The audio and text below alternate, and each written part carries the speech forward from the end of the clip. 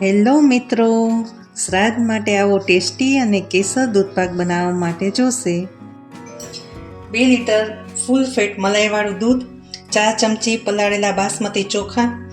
જો 1 લીટર દૂધ હોય તો 2 ચમચી ચોખા, તો અહીંયા આપણે 2 લીટર દૂધ લીધું છે તો 4 ચમચી પલાળેલા ચોખા, 4 કેસર પેંડા, 6 ચમચી ખાંડ, ચારોળી, પલાળેલી બદામ અને એલચી અને જાયફળનો ભૂકો.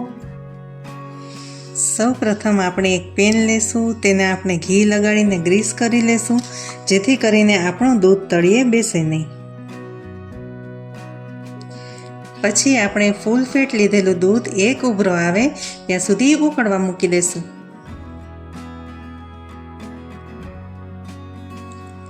તો મિત્રો, તમે જોઈ શકો છો કે એક ઉભરો આવી ગયો છે. તો તેમાં આપણે પલાળેલા બાસમતી ચોખા એડ કરશું.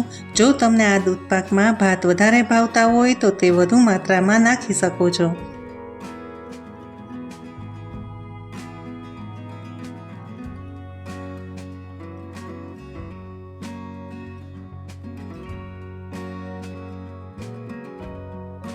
ત્યારબાદ આ દૂધને ફરી એકવાર ઉભરો આવે ત્યાં સુધી ઉકાળશું.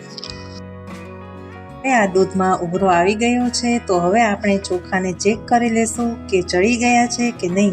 જો તે સહેજ કાચા હોય તો થોડી વાર માટે ચડવા દેશું.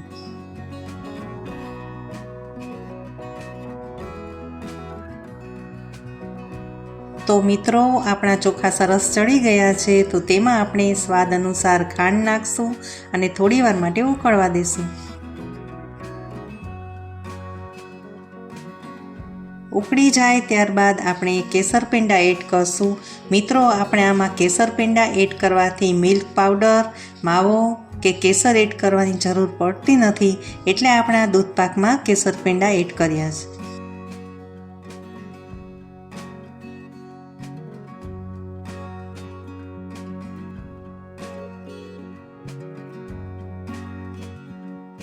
ત્યારબાદ તેને વ્યવસ્થિત રીતે મિક્સ કરી થોડી વાર માટે ફરી ઉકળવા દઈશું.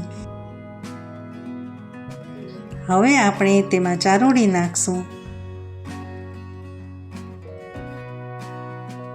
ત્યારબાદ એલચી, જાયફળનો ભૂકો એડ કરી દૂધને ઉકળવા દઈશું.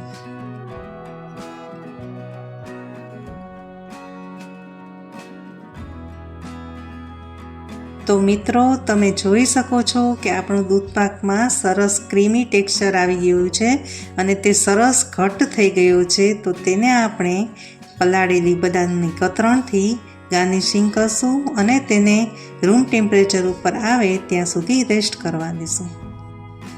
તો મિત્રો, દૂધપાક રૂમ ટેમ્પરેચર ઉપર આવે ત્યાર પછી તેને ફ્રીઝમાં મૂકીને ઠંડો કરવા મૂકશું.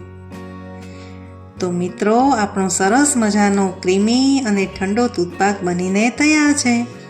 તો તમને અમારી રેસીપી ગમી હોય તો લાઈક કરો, શેર કરો અને સબસ્ક્રાઈબ કરો અને બેલ આઇકન દબાવવાનું ભૂલશો નહીં.